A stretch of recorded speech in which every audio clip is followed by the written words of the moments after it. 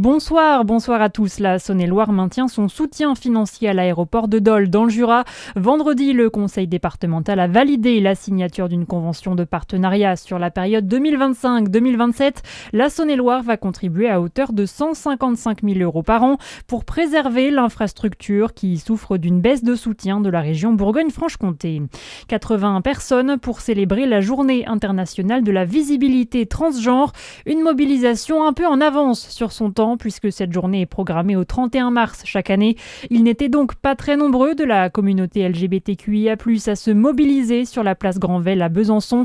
Leur porte-parole rappelait qu'être transgenre n'est ni un trouble ni une maladie mentale.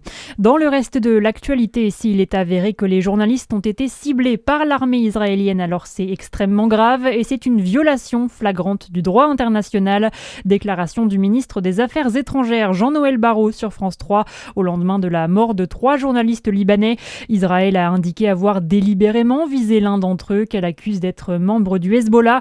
Le Liban dénonce un crime de guerre et va porter plainte devant l'ONU. En France, c'est un procès qui secoue le milieu de la voile. Il débute va porter plainte devant l'ONU.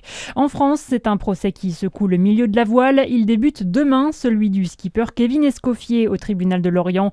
Il est accusé par 4 femmes d'agression sexuelle pour des faits commis entre 2017 et 2023.